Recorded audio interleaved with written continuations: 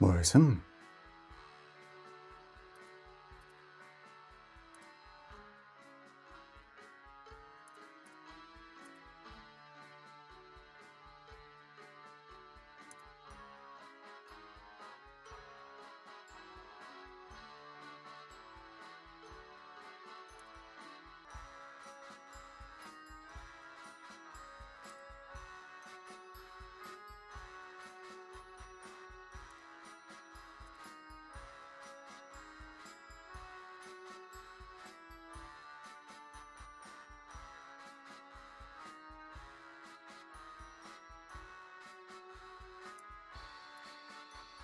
Oh, okay, well, if Bernie's there, then clearly we haven't screwed up anything too dearly yet.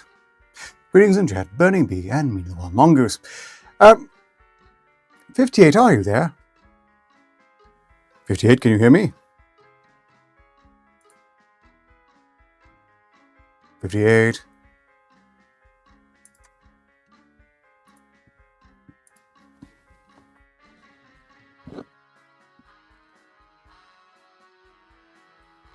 Oh, no wonder. That's the problem there. Oh, I can calm down. I haven't done any promotion yet, but nothing's broken.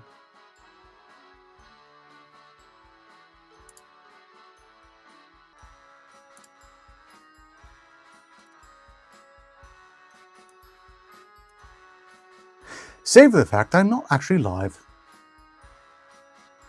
anywhere else where I should be. That's a bit... No, I'm live on there.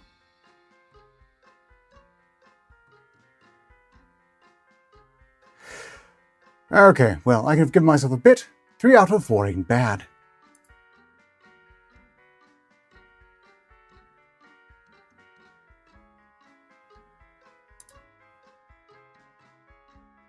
There's no excuse for that, however. That's just laziness. I suppose I'll need to harvest one key link.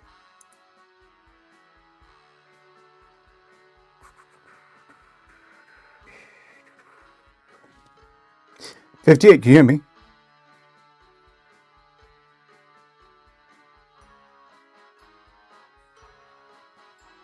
Excellent. Good. And that highlights another error. Indeed. Which one was that, Director? Oh, the audio output capture was set incorrectly. They couldn't hear you until now, 58. A rather inconvenient oversight, wouldn't you agree?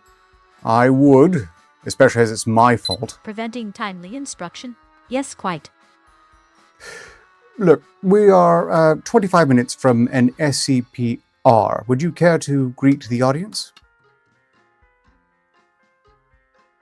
Well, good, because you're not supposed to do the intro yet, 58.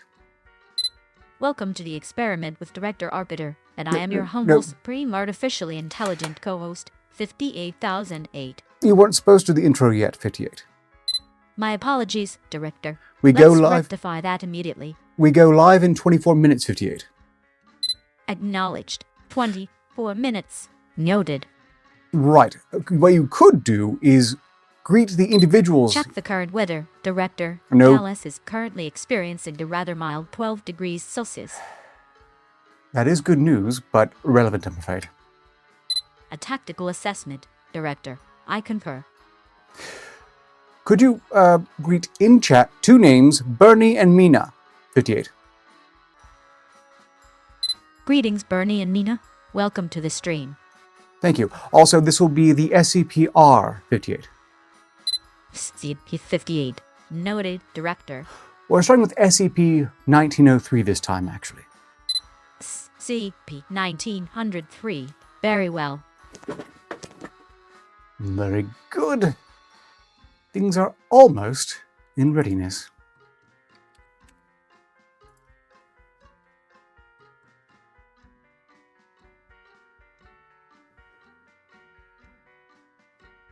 Except I haven't done any promotion yet, still.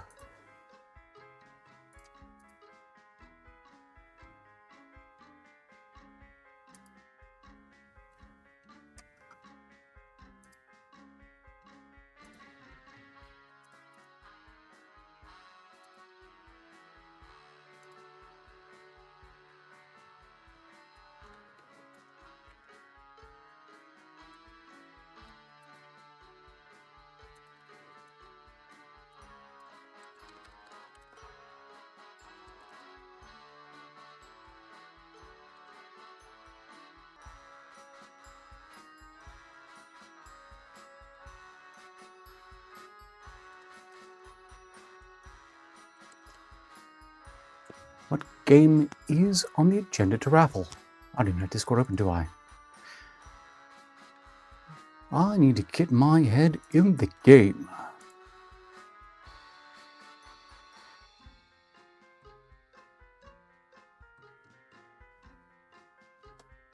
Discord.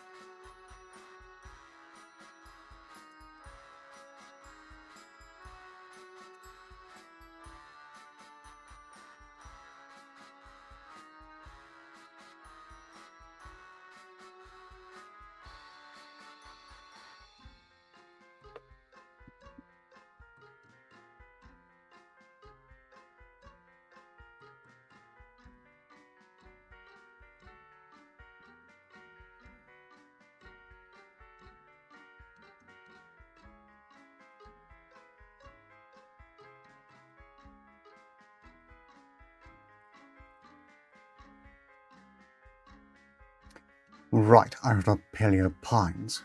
Other games volunteered after that, so I didn't... Or did I? Right, DRG, Claire Obscure, and the Jumpy Bug game. Hollow Knight. Something, something. That makes this next gaming raffle off Intravenous 2.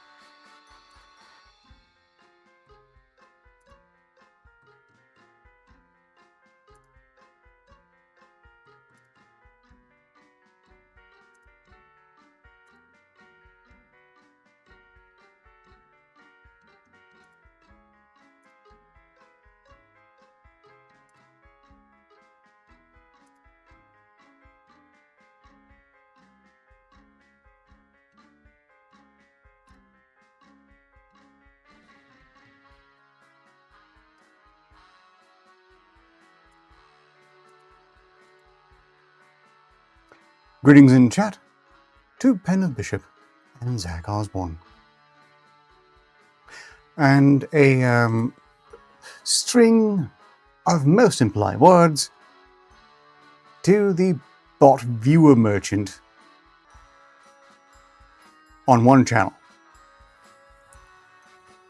I would say those words, but they're not paying attention. I mean, they themselves are automated, a bit of trash programming, really. Unlike the enigmatic and very, very useful 58. A touch of bias, perhaps, director. Still, I appreciate the compliment. You're welcome. Efficiency is its own reward.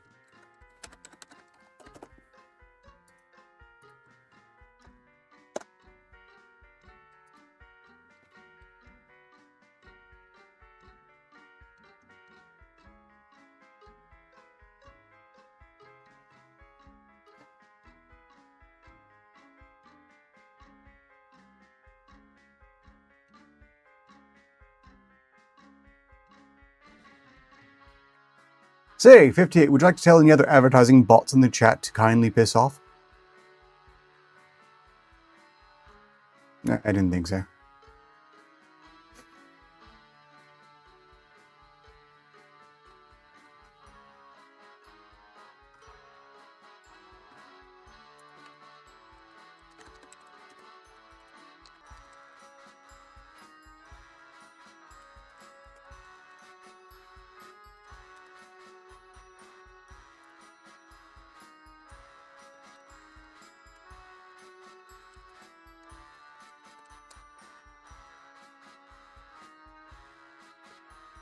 Okie dokie. Now, what am I missing?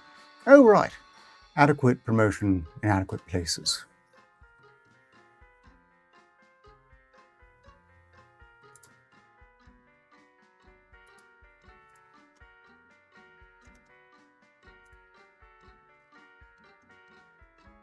Then I need a trailer for Intravenous 2.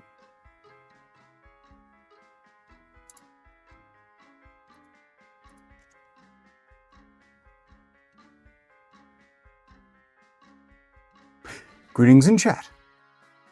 Nexus Hunter.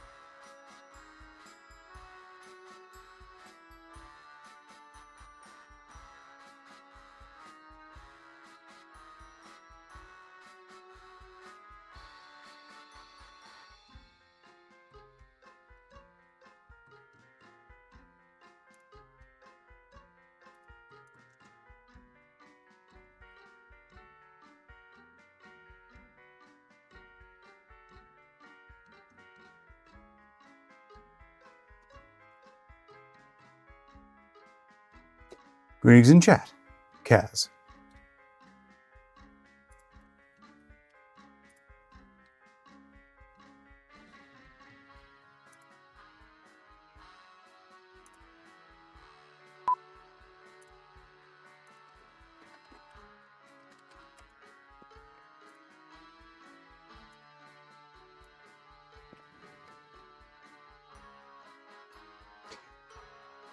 Yeah, no doubt they are.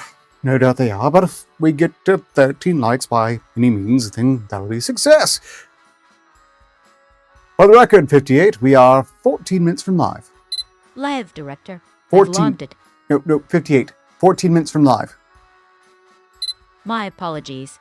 14 minutes remains. Correct. Glad that's settled, Director.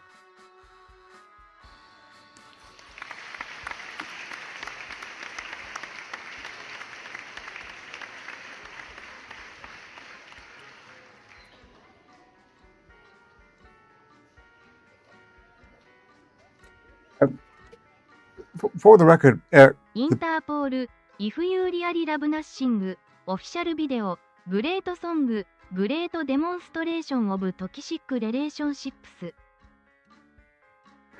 I'll send my greetings in chat. Eric Pug. I do feel compelled to observe this is the SCPR, not the experiment. Although I don't typically play songs, but you know, I always can use the funding. I suppose I could start with it.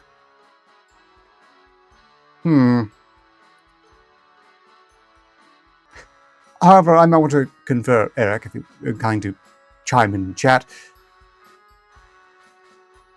that you actually want it played now for some reason.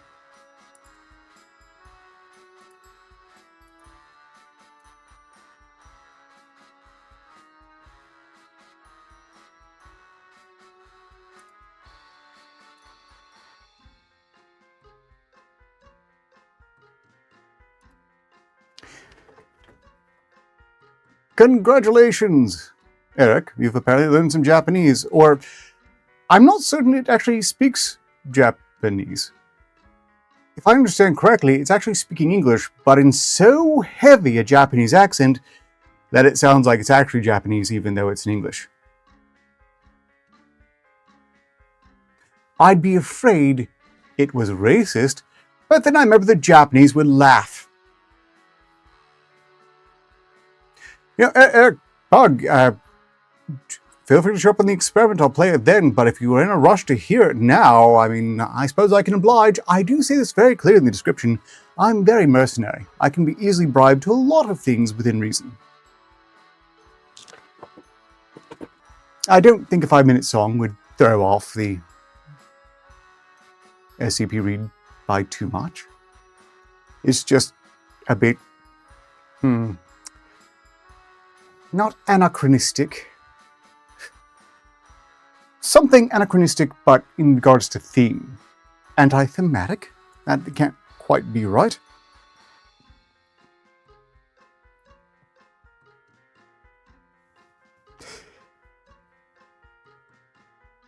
Constructed entirely of super heavy loanwords.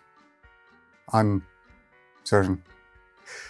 The voice is speaking to us like we are an idiot, much like it would to any other YouTuber that potentially lives in Japan and makes a big deal about being in Japan while sharing none of Japan's ideals.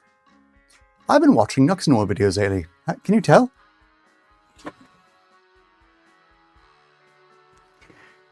I mostly watch it just to hear of any bad news befalling Hassan Piker. But I'm regularly reminded by Nuxnor that much of the YouTube streamer community, where they have created a community amongst themselves, is comprised of some of the worst people on the planet. I can accept myself from that, mostly in the sense that I don't know any of them and have never been to any of their cons and have only shaken hands of one other.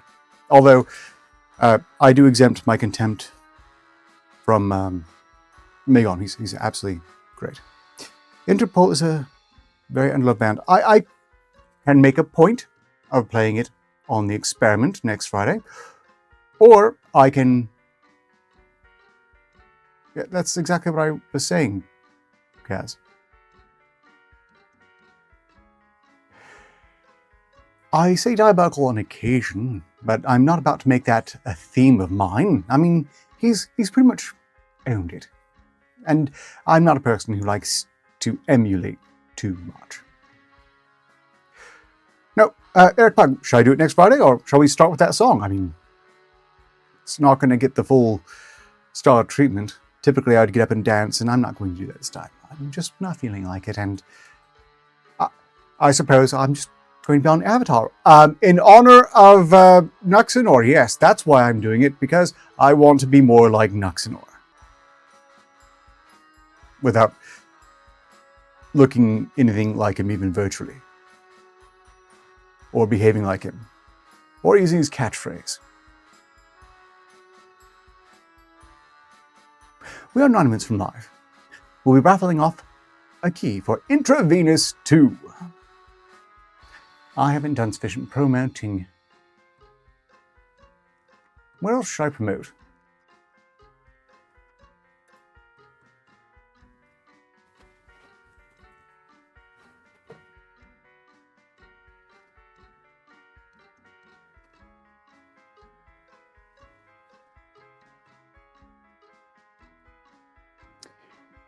You know, I should probably put a dono menu in my server for no one to read for any reason.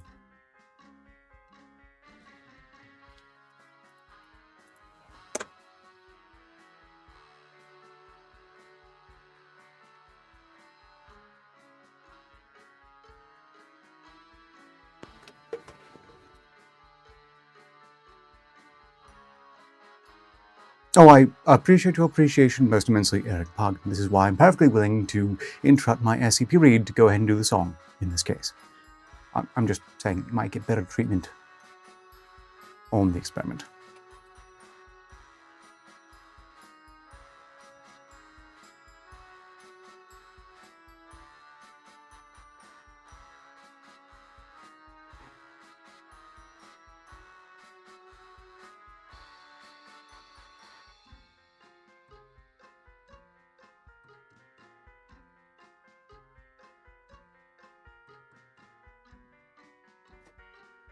I might dispute that, Mina. When you say preachy, it would imply that he's saying to you that you should do things. Whereas, most of the time, he's typically telling you not to trust any YouTubers whatsoever, including him. Which, that's not really very preachy.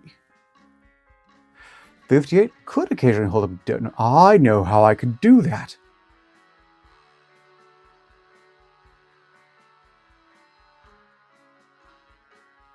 Oh, I should make a note of that. That's inspiration has struck everyone.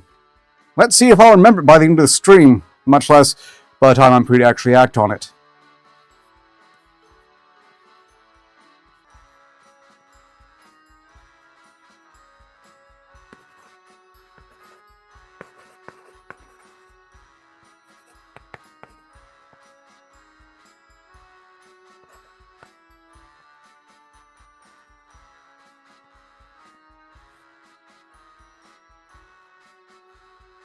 I also need this notepad for, well, managing the raffle as well, so I need a secondary note. I need more notepads. I know I could get one, but not in the time remaining. 58. Yes, Director? Oh, sorry, I didn't mean to call you. I'm just trying to write down a note for giving you another ability.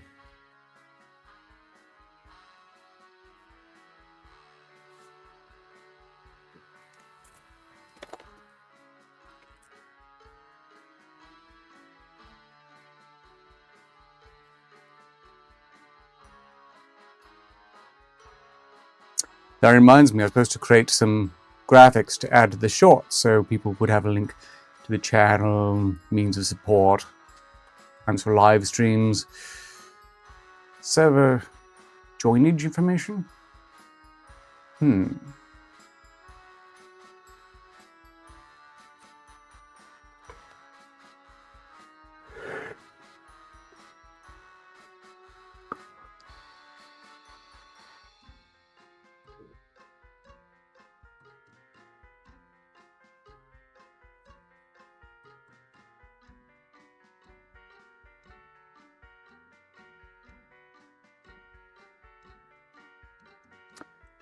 We could use some music.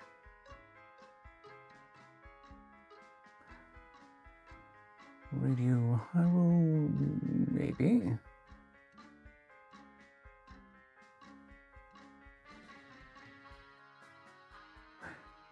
Better still.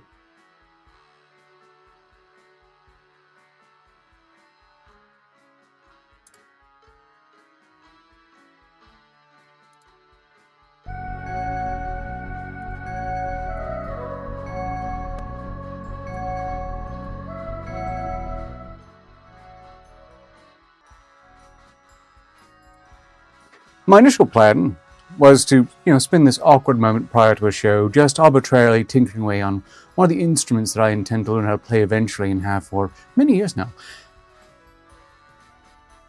I have, however, this time completely forgotten to bring one with me. Except, of course, for the automaton, but I didn't set that up in time. It's too late. Too late. Eric Pug. Please do attend the next experiment, and if I don't remember, feel free to remind me if I haven't played the song yet. I won't play it until you're there, so I'll just keep an eye out for you on Friday. If you were inclined to insist, and I would not hold against you, I did genuinely offer to play it now, awkwardly. Not right now, though, because we do the outro here shortly, and it's only 3 minutes remaining. The song is 5 minutes. So that would be a bit somehow too awkward.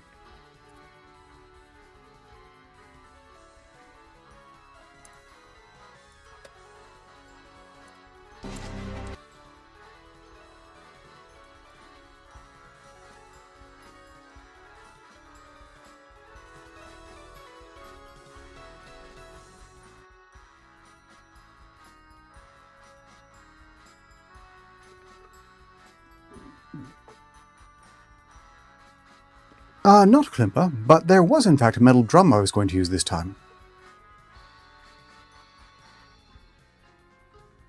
Yes, I'm just hoping one of us remembered to play it at the correct time, if not now. One more reason I'm inclined to be flexibly mercenary. If someone just wants me to uptrade and play songs on these as well. It won't extend the length of the show, though. If you're trying to pull that off, you have to sucker me into committing to an SCP file that can't quite, but almost be fit in time. I always do.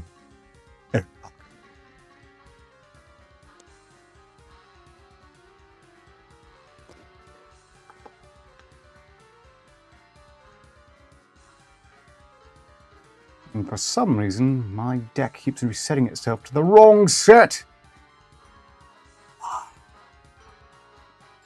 Oh well. Problems for another time. Also, my audio input is too loud here for some reason.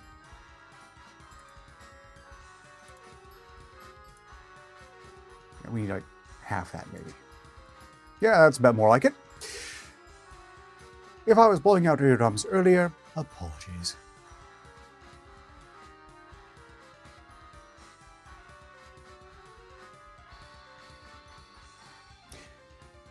"58, it's almost time. Are you ready?" Affirmative, Director. Systems nominal. Fantastic. Excellent.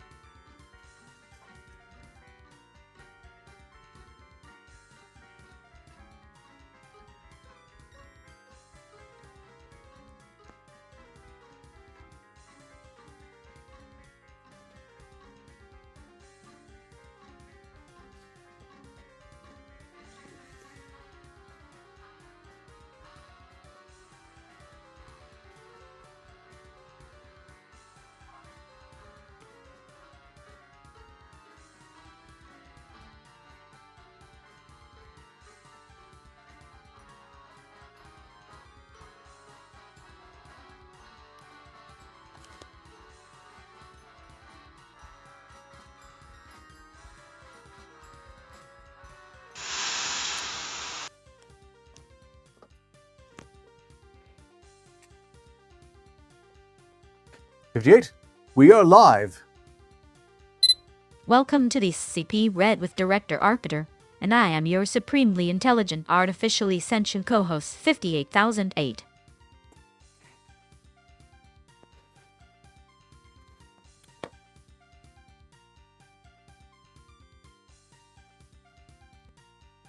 Okay, might be better to say supremely artificially intelligent. In any case, greetings and welcome to the SCP Read. We're starting off with 1903, which I'm almost certain was K. Scholl's request. Yeah, the confetti wasn't intentionally set off just then, but hopefully it'll be legitimately set off later. Or if not, I will have launched the confetti in vain. Which doesn't mean a lot. I mean, I'm not really burning real confetti even, am I? And if you'll forgive me for the inauthenticity on that, it would be a colossal bitch to clean up if I did that over every given stream. Maybe one of these days, when I've gone super viral and have an audience of thousands upon millions, then it'd be worth it, because then I could afford to have someone else clean it up. But for the time being, any messes I make, I have to clean up. And I am dangerously lazy. So I have to moderate it and make sure I don't create too many messes. Greetings in chat. K. Scholl, and K. Scholl. I'm also sorry you couldn't join us, K. Scholl, because that channel was down. The fault is mine. I suppose we go right into the SCP file, which I believe was your request, Keishal. Correct me if I'm wrong. I checked the others, and they all looked familiar, so I'm pretty sure this is, it. Oh yes, I suppose I should say that as well.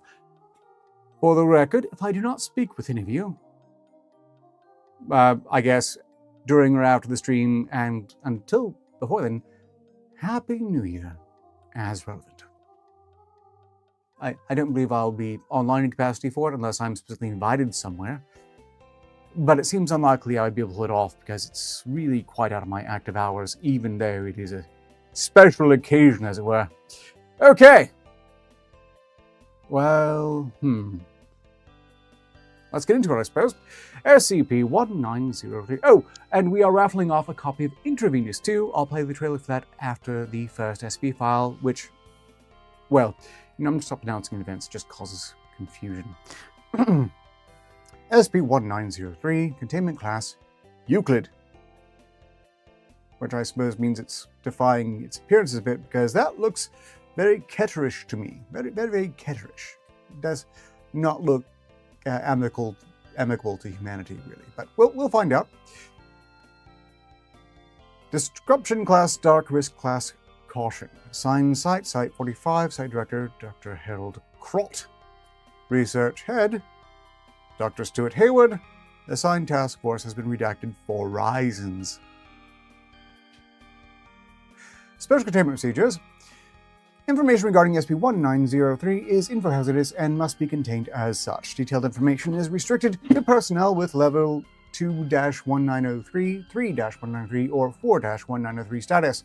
SCP-1903 personnel are to remain on the premises of a Site 45B or 45C unless either under an emergency or during the week of October 31st. This week is considered vacation time and is necessary to reduce claustrophobia, stress, and anxiety for all SCP-1903 personnel. See Protocol 1903-G for staff substitution procedures and off-site behavior. SCP-1903 personnel are expected to perform their duties as they did while under regular employment. Recruitment or reassignment of potential SCP-1903 personnel are to be handled by non-SCP-1903 personnel. SCP-1903 personnel who do so will risk termination. SCP-1903 personnel are to be given an uncensored copy of this document as required reading. There must be at least 15 personnel with SCP-1903 status. Note: there are currently 17 personnel with SCP-1903 clearance levels. You know, something's rather annoying me. Stand by, please. Technical difficulties. As forever, take me.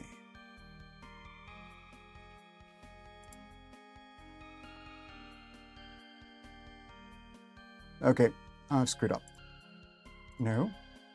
Yes.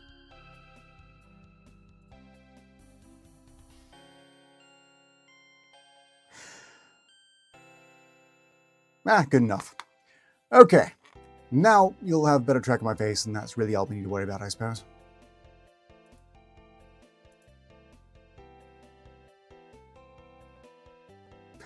Technical difficulties. Staggering technical difficulties. Why did I do this to myself?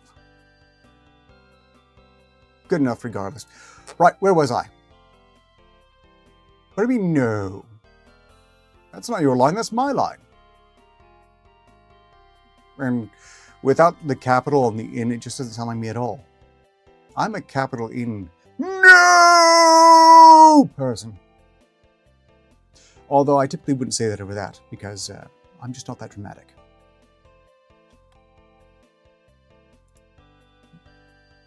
Wait, hold on. Have I been interrupted? All personnel should be armed with 45 cal KRISS Vector 7 because it's super creepy. I don't know. We haven't really gone into it yet. It's not that creepy yet. Look, that's just a vaguely spooky face up there. It's really not technical difficulties. Okay, at least it's not an interruption. That's the important part. Moving on. And I should worry less about my hands being visible. I mean, Nuxnor's hands don't work and no one cares. he makes up for it in just sheer volume. Imagine releasing a 2-hour video every day, sometimes twice a day. He gads. Respect his grind. Right. SCP-1903 is to be contained on the 9th floor of Site 45C in Secure Holding Cell 901. Secure Holding Cell 901 is to be equipped with a filtered ventilation system and standard furnishings. Communication with SCP-1903 should be restricted to physical and psychological treatment only. Staff are to observe standard toxic material handling protocols and wear appropriate hazard suits over their current clothing while handling SCP-1903. Bandages over SCP-1903's left eye should be replaced every 2 days. Description. Revision 1. On a redacted date in 1940-something, SCP-1903 was believed to be a human female previously known as Jackie Barter.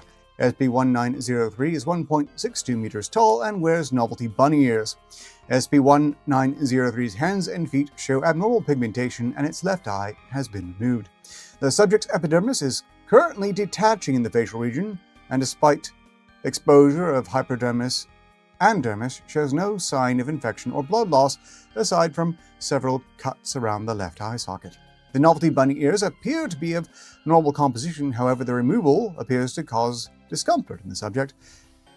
These ears originate from SCP-1903's former place of employment, redacted.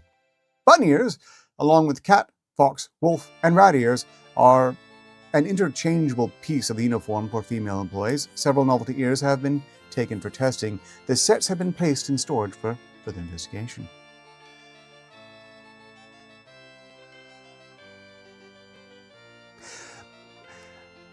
I mean, all I can ultimately say is that offense is never really taken. Some people try to give it. They try very hard to give it. He tries to give it primarily when he's calling people retards. But then again, he's usually right. In any case, I quite agree that no one should really tell people how to live their lives. Suggestions, good. Commands, no. That's a bit of a tangent. Moving on. SCP-1903's left eye has been removed by what appears to have been a sharp object, presumably a stiletto-style blade according to the size and shape of the wounds in the eye socket. This wound does not appear to be self-inflicted and does not seem to be healing normally. SCP-1903 was found in the care of Nevada Redacted Emergency Hospital, who were originally treating SCP-1903 for its eye injuries, and later reported large parts of SCP-1903's epidermis above the jawline detaching after 92 hours of treatment. Notes taken by the hospital reported SCP-1903's eye socket contained traces of redacted and a mercury isotope, and the wounds appearing ritualistic in nature. The redacted has been significantly contaminated by the isotope, interfering with biological matching tests. SCP-1903 refuses to speak to Foundation personnel for the investigation pending. I have a feeling redacted is inappropriate biological material to be found in an eye socket. But that's just a hunch. Revision 2. SCP-1903 is a human female, previously known as Jackie Barter. SCP-1903 is 1.62 meters tall and has bleeding claw-like hands and feet. SCP-1903 wears novelty bunny ears and has the appearance of wearing a papier-mâché-style rabbit mask, which is composed of skin cells, a plastic-like material, blood, cotton fibers, and trace amounts of mercury. This mask has grown over SCP-1903's entire face, but halts around the jawline. SCP-1903's left eye has been removed. SCP-1903's hands and feet produce blood contaminated with mercury through their pores. The mercury exposure is not lethal to SCP-1903, but has damaged its mental health significantly. SCP-1903's blood cell formation is higher than the average human, which is presumably how SCP-1903 is able to cope with the profuse blood loss. The reason why SCP-1903 does not experience further physical symptoms of mercury poisoning are unknown. SCP-1903's mask could be removed with a few minor lacerations when the affected area meets the subject's biological ears, but removal would either damage or remove all blood vessels, arteries, teeth, and nerve endings in the affected area. Removal would cause an extreme amount of pain in the subject and the subject's probable death. The novelty bunny ears appear to be of normal composition, however, the removal appears to affect SCP-1903's hearing and causes minor discomfort in the subject. These ears, which originally paired with an accompanying mask resembling a white rabbit, originated from SCP-1903's former place of employment, redacted female uniform, included a pair of novelty animal ears, blah blah blah. Several novelty ears and the accompanying masks have been taken for testing, and appear to share the effect of the set given to SCP-1903 and will remain in storage until further notice. Curiously,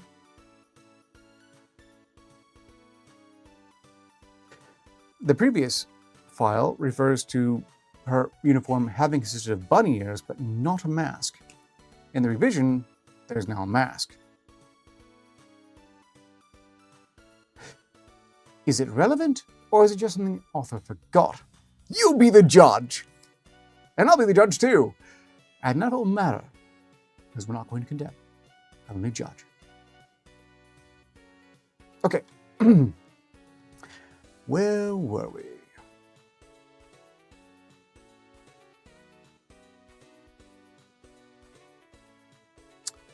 SCP-1903's left eye has been removed by what appears to be a stiletto-style blade, according to the size and shape of the wounds in the eye socket.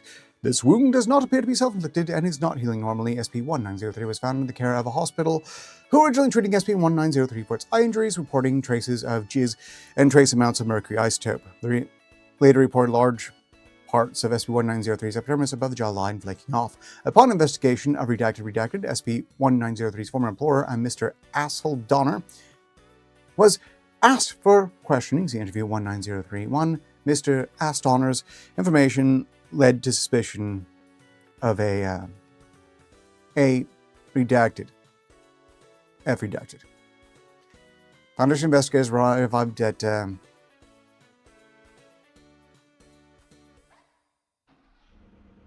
Alfred Foch's household to find the suspect committed suicide approximately 12 hours prior to discovery. Alfred Foch showed symptoms related to SCP-1903, having several layers of skin above the jawline replaced by a biological mask. Alfred Foch appears to have cut his mask off with a switchblade and removed it by prying it off with a bathroom counter. The cause of death was massive trauma and major blood loss. Notably, Alfred Foch's biological mask did not contain any traces of mercury. Additional parties showing symptoms similar to SCP-1903 are under investigation. Revision 3. Yes, if they were sweating fluorine or perhaps white phosphorus, they wouldn't be able to keep him in custody, that's for sure.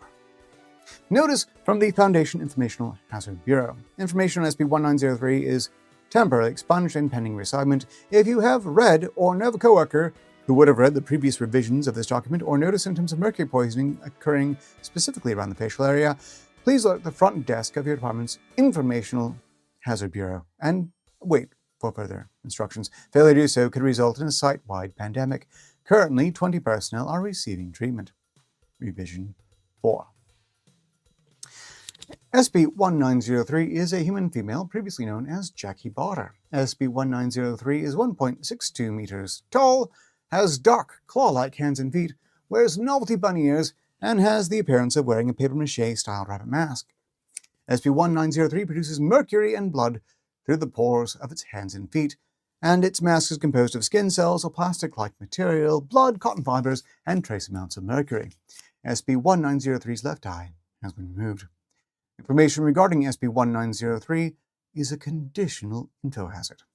When a subject learns of Alfred Foch's name, Alfred Foch's specific actions toward SCP-1903, and the nature of SCP-1903's commissions for Alfred Foch prior to containment, that subject will experience symptoms similar to those affecting SCP-1903 while under containment. The subject will begin showing signs of mercury poisoning, and large parts of skin will flake off exclusively around the facial area 2 days after exposure to the trigger information. After 5 days, typically when the pigmentation of the affected area is a pure white in color, the dermis will begin to form a protective layer of similar composition to SCP-1903's mask, with the exclusion of any traces of mercury.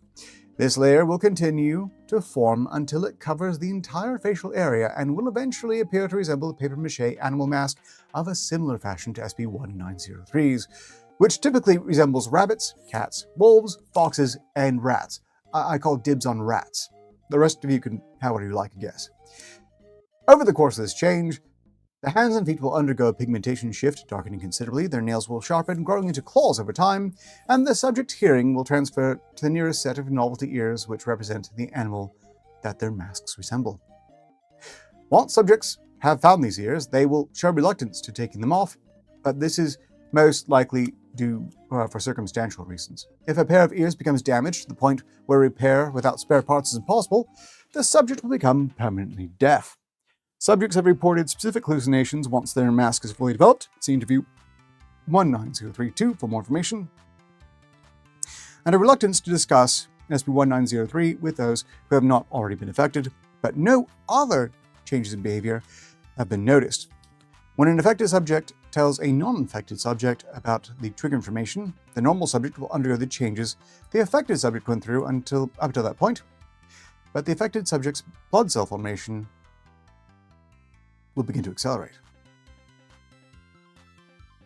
Oh.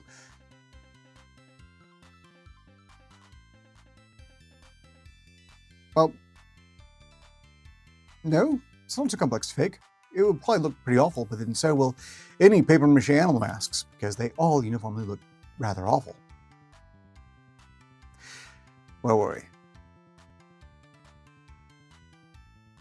Okay, 2 to 3 days later, blood will begin to seep through the pores in the subject's hands, feet, and gums. Within a few hours, mercury will begin to appear in the subject's bloodstream. This does not physically affect the subject, or other subjects in a similar state. However, it does severely affect the subject's mental health and the physical and mental health of others who are not affected similarly. Event 19033.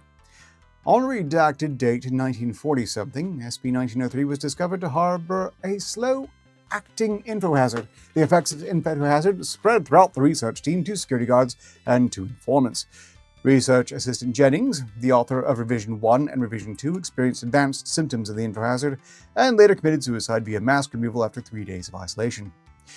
Dr. Hayward reported that SCP-1903 approached its cell observatory window and attempted to communicate with Dr. Hayward after reading an uncensored Revision 2. See interview 19032 for more information. SCP-1903 has been reclassified to Euclid. Interviewed Mr. Agnes Donner. How unfortunate. Interviewer, Agent Sarah Crowley. Forward. Mr. Agnes Donner was met in his office of questioning. Agent Crowley was under the guise of a private investigator. Donner was given a cover story stating that SCP-1903 died of blood loss. Begin log. We have Crowley and Donner. If we had a guest here, anyone? You can take the other role. I can share. But we don't really, so... Mr. Donner, private investigator, I have a few questions. May I have a word? God damn it, I thought you were all done. Fine, but make it quick. This is bad for business. Thanks. How did you know Jackie? Not well. She's one of the skirts, that's it. I haven't heard a single complaint about her till all this shit started. Do you know anything about her? No, not really. Made sure she didn't steal anything and that she didn't sneak out while on the job. Minnie, though, I made sure she kept her mouth shut. That's what's her name, including the message. Jackie. Oh, yeah. What exactly do your employees do? I don't know. Do you really believe that, Donna? You're in the fucking business. Let me re-clarify. I don't want to know. Our clients are typically important people, which means they're usually overworked. When they're all work and no play, they can get rather depraved for a good time. They can't really keep a low profile when it comes to who they are, so I give them means to conceal their identity, hence the name. It might help you if you go bug Alfred Foch about this. He hasn't been around since, and there's always something off about him. Alfred Fosh? Yeah, him. He always looked like he was expecting something. He managed the chemical plant a few blocks from here. He had a wife, high-income job, knew a criminal record. He was a regular, but he always brought about 3 or 4 friends with him. Different people each time. Didn't ask who they were, because I don't know. Couldn't get information about any of them. Maybe they used aliases for that one time and never came back. Maybe they've been living off record. Maybe both. Either way, I know shit about them. Anything else? Probably not. They spent more time here than usual, I guess. Maybe an hour-each visit. And the requests were the same. And I quote, woman dressed in white. Jackie was the preferred handler.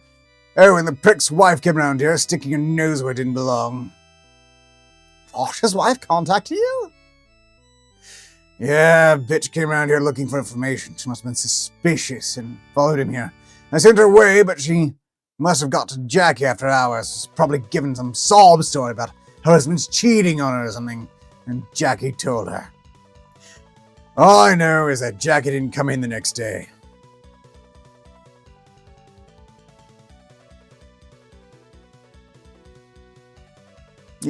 I suppose you should check your soups.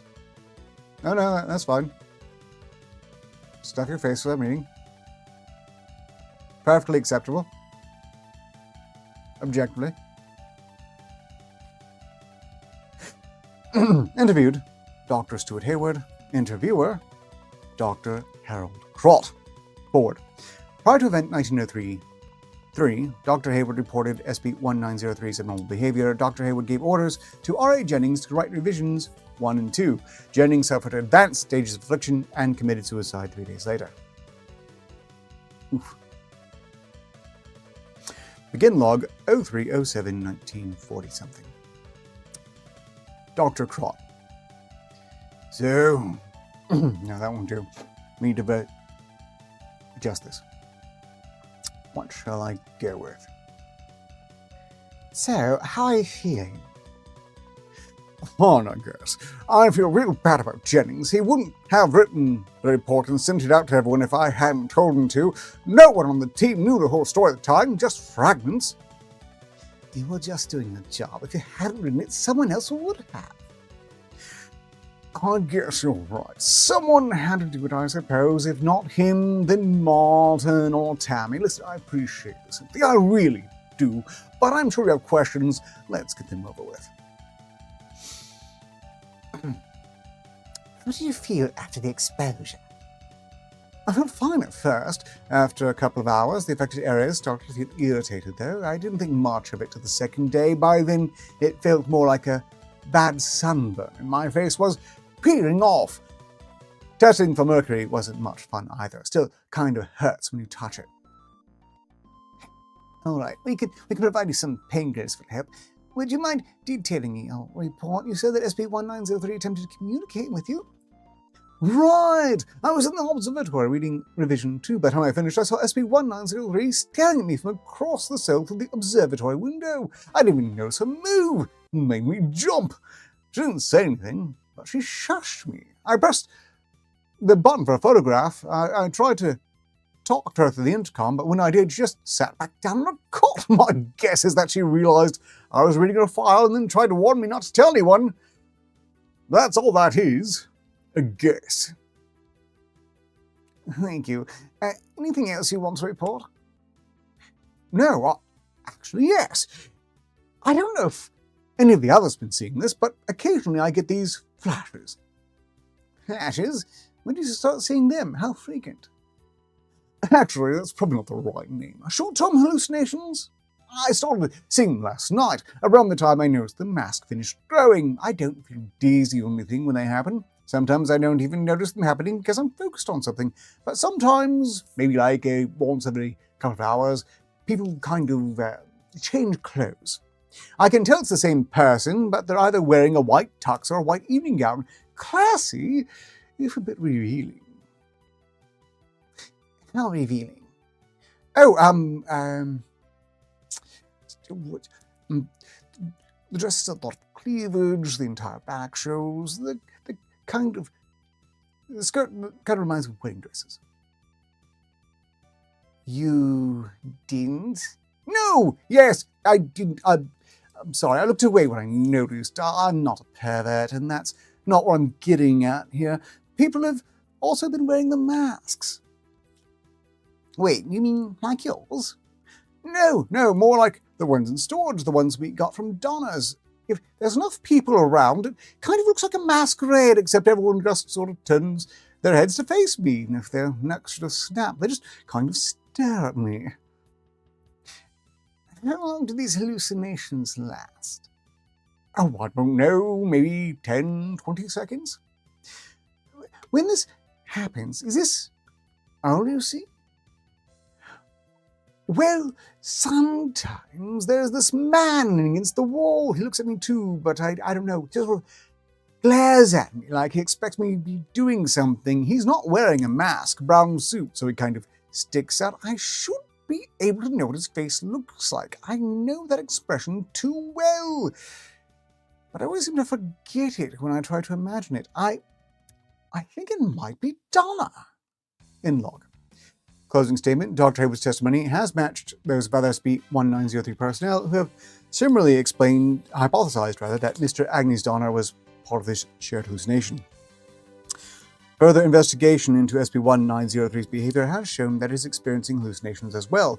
Research into whether SCP-1903 is experiencing the same hallucinations or at different intervals than SCP-1903 personnel is ongoing. Please avert your eyes to the completely imaginary photo of 096's face. And let's see, catch up in chat. Yes, a dog face, only one pug's absolutely says it. You know, Eric, if you truly want to, you could probably register your pug's face as a security key. The technology is there to do it. And while it might be very secure, it could backfire absolutely horribly when you inevitably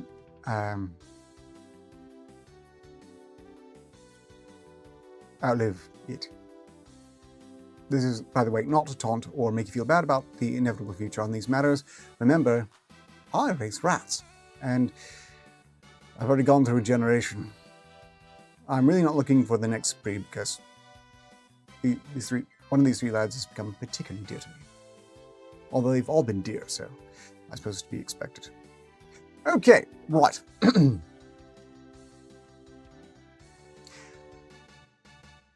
I have some major questions around the branding of Site-45, but you know, that's another question. To answer your question, Kira Wolf, Exodus, we're raffling off Intravenous 2, which I initially had planned to raffle off over the Christmas experiment, but then better things arose. So with this SP file done, and with a full half hour remaining, you are all invited, first come first serve, to request the next SCP file, and while you are all thinking about a number to potentially request, have a look at the trailer for Intravenous 2.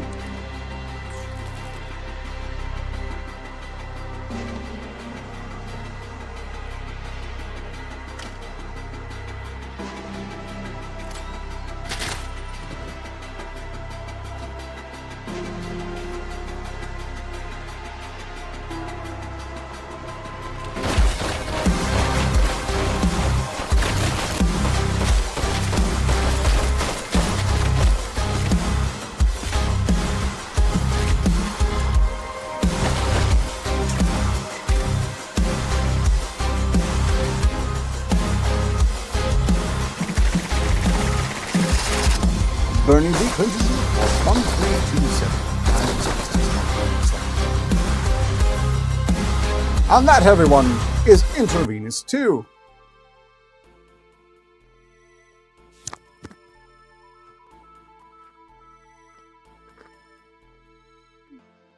Did anyone enter the raffle for Intravenous 2? I'll play the trailer one more time.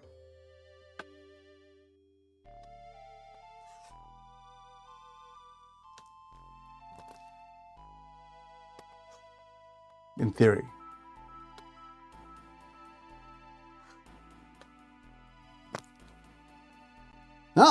Nexus Hunters in the raffle.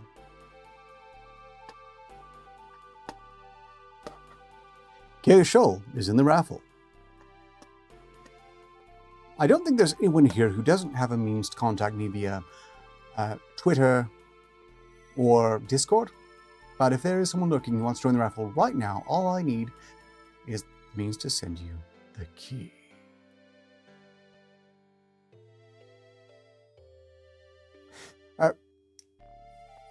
Mina, did you want to enter? Eric is in this. Eric is in the raffle.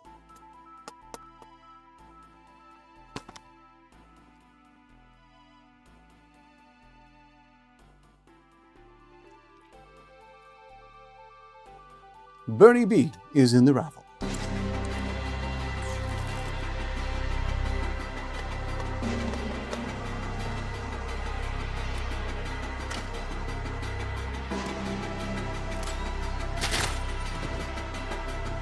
Yes, you're in the raffle? Yeah.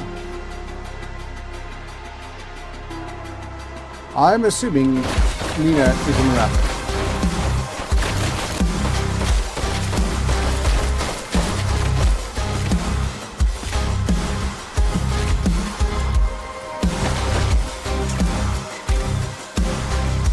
I get the distinct impression this is basically taking down drug games.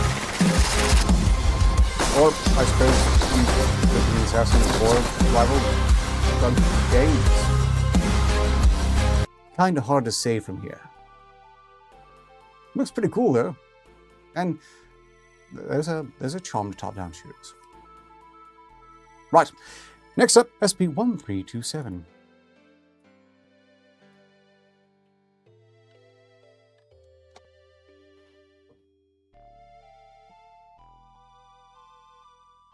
Okay, despite being as low as 1,000, I'm pretty sure this is a new one. How novel.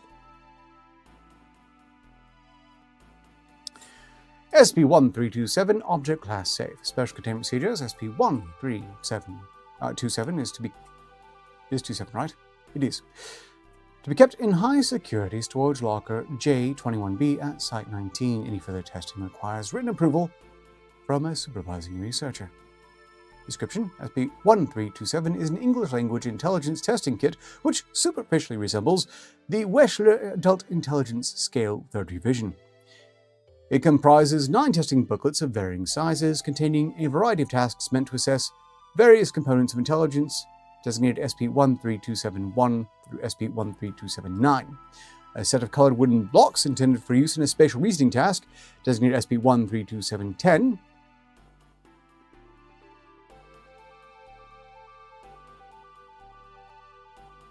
and a pad containing instructions and scoring sheets designated SCP-132711. The anomalous properties of the object manifest upon completion of any of the individual tasks. Within 500 milliseconds of task completion, both the test taker and the person administering the test will lapse into a bilateral complex partial seizure lasting approximately 8 seconds, during which EEG waves show temporal lobe activation consistent with something. Upon emerging from the seizure state, the test taker will have the capabilities of the test administrator in the domain of intelligence that was just tested, and vice versa. Neither the test taker nor the administrator claims to have any knowledge of an 8-second gap, and barring any radical changes in intelligence, both generally proceed as though nothing unusual had happened. See Experiment Log 13271. The test materials show overt differences from the standard WAIS-3 as follows. SCP-1327-1, and I'll just skip to the number after that. Analogies task, no divergence from WAIS-3. 2. Several words are given non-standard spellings. 3. In place of the usual content, all prime-numbered questions concern fairly obscure chemical and metallurgical knowledge, such as the freezing point of mercury and the proportion of copper to zinc in brass. 4. Arithmetic task, no divergence from WAIS-3. 5. Numerical working memory tasks, no divergence from WAIS-3. 6. Symbols search task. In addition to the alphanumeric and Boolean operand characters used in the standard WAIS-3, the symbols used in this task include non-standard symbols resembling alchemical characters used in the 17th century Holy Roman Empire. 7. Digit symbol coding task. See SCP 13266. Just same as about 8. Matrix reasoning task. The numbers provided in the matrices are different from those in the WISE-3, but with no obvious pattern. 9. Picture completion task. The provided pictures are line drawings which appear to represent scenes from the chemical wedding of Christian Rosenkreuz. Title that means nothing to me. 10. Block design task. The design which test takers are meant to duplicate is impossible to achieve with the blocks provided within the allotted time, resulting in failure regardless of the test taker's aptitude. 11. Instructions and scoring sheets. No divergence from WISE-3 other than that scoring guidelines for the anomalous tasks are included. Recovery notes. SCP-1327 was obtained from the Psychological Department of Redacted University in 1993. The object became known to the Foundation when a graduate student developed signs of severe mental retardation after using it in a study of alpha thalassemia syndrome patients. Experiment log 1327-1. This log file records all attempts at using SCP-1327. Please use the following format.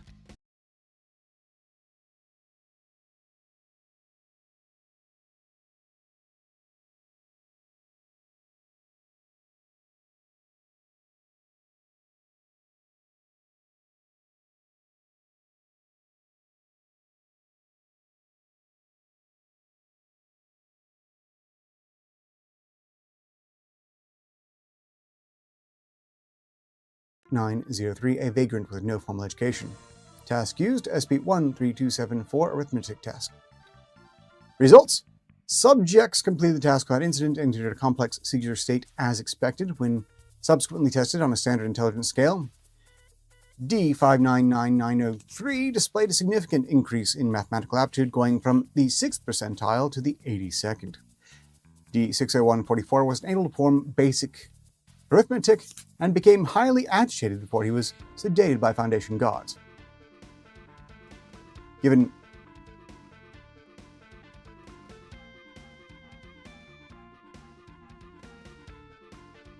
I take it there has been a brief interruption. There really should have been any green screens. That's just weird. Okay. I can't even guess what just happened that you're seeing because I didn't see a damn thing from my perspective.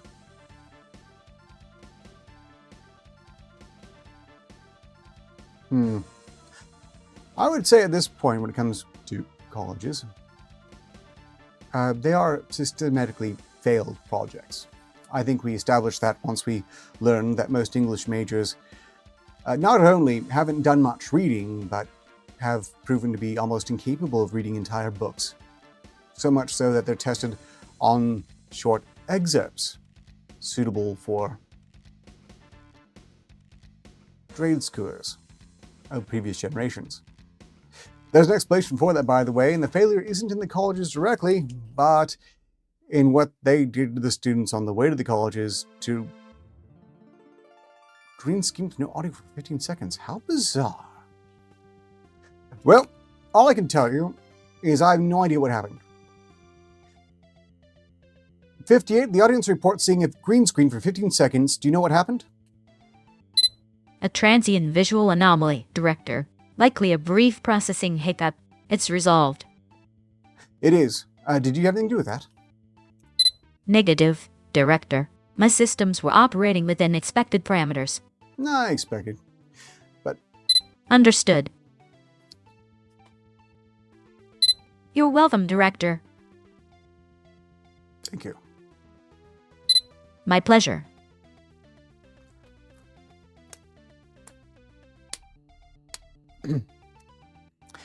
Right, researcher, Dr. Pran. Date 06/27/2002. Test administrator, D59903. Test taker, 60144. Task used, SP-13274. Arithmetic task. Results: D59903 repeatedly remarked on D60144's poor performance. Task took approximately 2 hours to complete due to incessant taunting from D59903. Post-seizure testing showed that both subjects had returned to their original levels of mathematical competence. The taunting from 59903 must have been pretty rich for the sake of 60144, but as they are a former math teacher and are now D-class, I'm wondering if they didn't deserve a much worse fate. But moving on. That was so bizarre. Yeah, no sign on my end of anything going wrong at all. What does it mean? We may never know. Researcher Dr. Pran, date 06/27/2002. Test administrator D59903. Test taker 60144. Task used SB13274. An arithmetic test. D59903 repeatedly marked on... Oh, no, we've actually read this precise one. Pardon? Researcher Dr. Pran, date 06/30/2002. I'm distracted by the technical difficulty and the fact that I don't know what caused it. It's taking up mental bandwidth. And, well, suffice to say, I don't claim to be super genius, because I'm not. Sometimes I feel barely competent, really. This is one of those times. Researcher Dr. Pran, date 06/30/2002.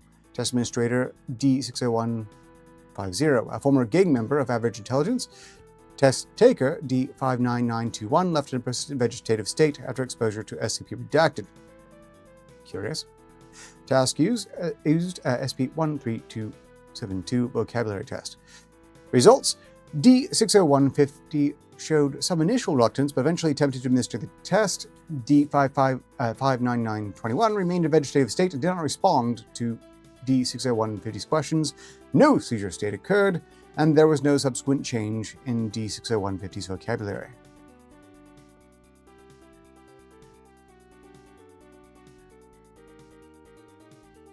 Huh.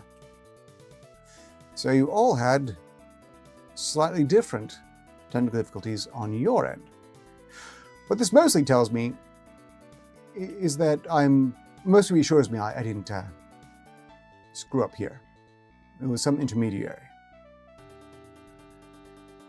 Okay, moving on. Researcher Dr. Pran, date 07/03/2002. Test administrator D60259, a murderer with average memory capacity. And test taker D60263, an autistic savant with eidetic memory. Task used SP13275, a numerical working memory task. D60263 was instructed to respond "I don't know" to each question. Results: D60259 acquired a domain-specific working memory span in excess of 500 unique numbers or musical notes, but showed no improvement in memory for words, spatial locations, or visual scenes. D60263's memory performance was average for numbers and music, but remained extraordinarily high in all other domains. Notes: the performance on test doesn't matter so long as there's some kind of response. Subject's actual intelligence is swamped regardless. Researcher Dr. Pran. I think I gave him the wrong name. A voice. Or her. Hell if I know. I have an idea. Date 10/13/2002. Test administrator D61553. A serial rapist with average general intelligence. Test taker: a rhesus macaw monkey. Species Macaca mulatta. Trained to hold up a small placard saying "I don't know" when prompted. Task used: SB13271, a knowledge use task. Results: D61553 attempted to leave after the first 5 questions, protesting the test was, quote-unquote, the stupidest fucking thing I've ever seen, but was persuaded to complete the task. Post-seizure testing showed that D61553 was unable to understand several forms of basic logic, including syllogisms, implication, and modus ponens. The monkey displayed human-level analogical reasoning ability. Well, I don't know. I just need to swap out the rest of the usable mental capabilities from the rapist to the monkey, and then probably find the monkey some gainful human employment. Although, to be fair, it's not a guarantee the monkey would do any better. The animal world is not devoid of similar behavior. It's one of the things I've always been bothered by, chafed by people who tend to romanticize nature and pretend that humans are the worst thing on the planet because animals are just so lovely. The truth is that animals are as conditionally lovely as humans are, and on average lean more towards the Somalian end of things. Not universally, and it's context sensitive, like my lads. When it's out in the wild, they might be a bit worse. But probably not. Okay. Researcher, Dr. Pran. Date, 11/01/2002. Test administrator, D62791, a murderer with slightly below average general intelligence. Test taker, a bottlenose dolphin. Trained to make a shrugging motion with its pectoral flippers when prompted. Task used, SP-13-273, general knowledge task. Results, expunged. Further experiments for dolphin subjects strongly discouraged. Notes. Yeah. Look, some animals might beat humans in average behavior. All of them? No. No. And certainly it's also fair to observe that there are some humans out there who are uniformly worse behaved than entire species of animals. But suffice to say, nature read in tooth and nail, blanket condemnations of humanity, and an insanely naive belief that animal behavior is uniformly better are both kind of nuts. Where was I? Researcher, Dr. Pran. Date, 11/15/2002. Test administrator, D59841, a multiple sex offender with a genius level intelligence. Test taker, D61224, a methamphetamine dealer who suffered severe brain damage after accidental exposure to chemical fumes. Task used, full battery. SB 13-271 through 10.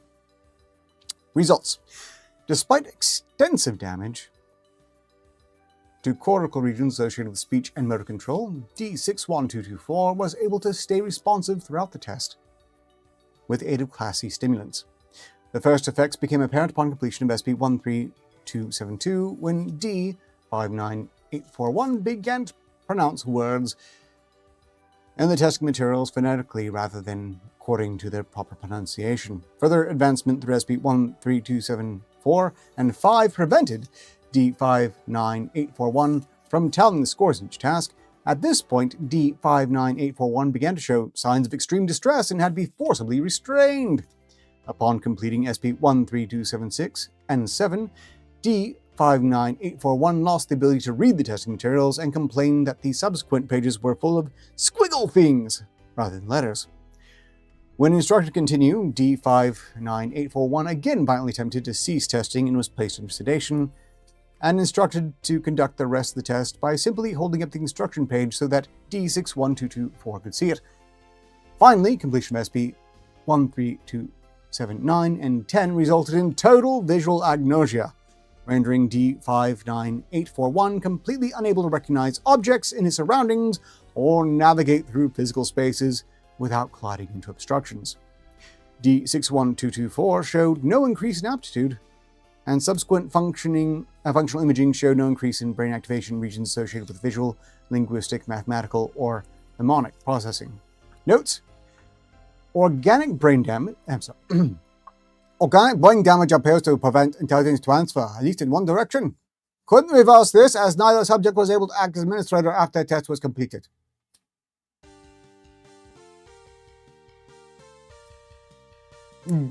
Yeah. Rats are not really known for their discretionary reproduction.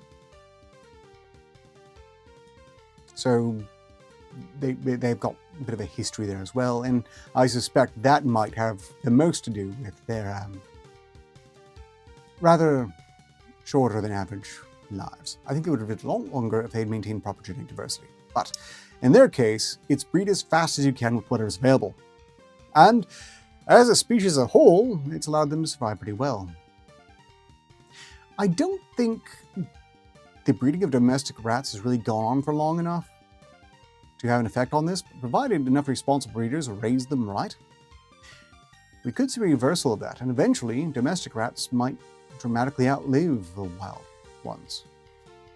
Although, I could have it backwards. Domestication doesn't necessarily make for longer-lived, healthier, happier animals. But I suspect it's done right. Oh well. And that was SCP-1327 as requested by Bernie. I have to say, this particular SCP file I'm commenting on, as I should have commented on the one prior, rather than just realizing I completed the SCP file and should move on. I shouldn't. I should discuss these more. Ask you questions about it. I could ask my co-host questions about it, although that'd be really silly to do because she's not actually paying attention to my reading. She only pays attention when I say her name.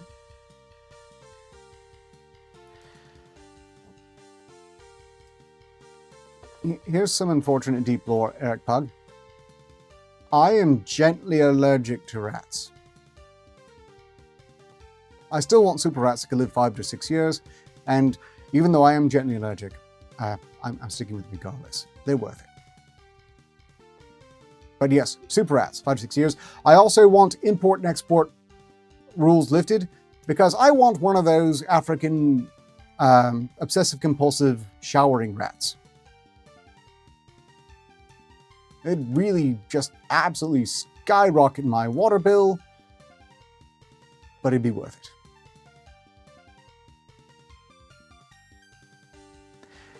Look, if I were allowed to use technology to do so, I would render one of these four, in this case,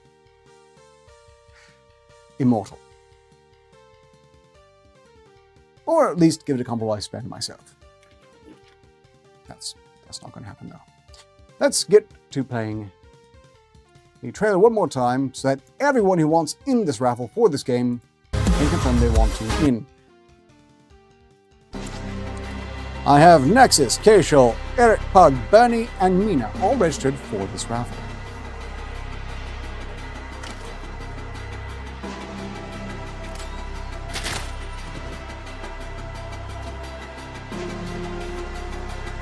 And if I didn't render him in, I'll have to render the other brother's model too. At least his record. Nope, that is right out. Epic's charter completely forbids it, and I'm not getting exiled again. Not for that.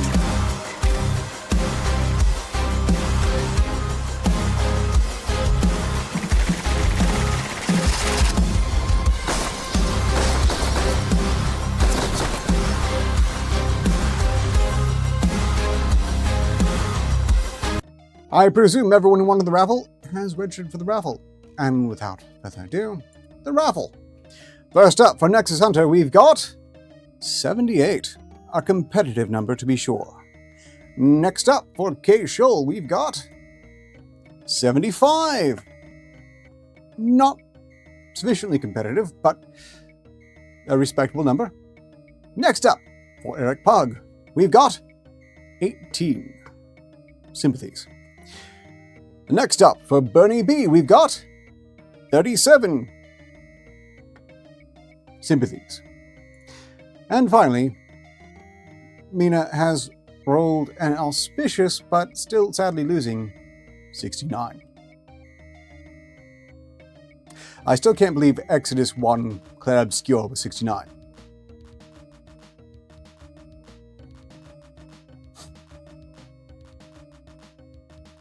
Sometimes I think cosmic background radiation is mocking me.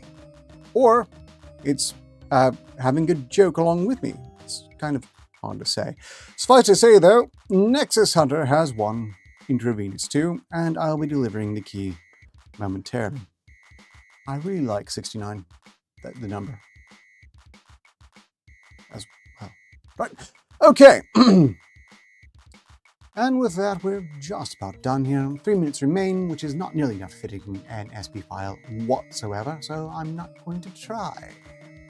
And I'm pretty sure I don't have to.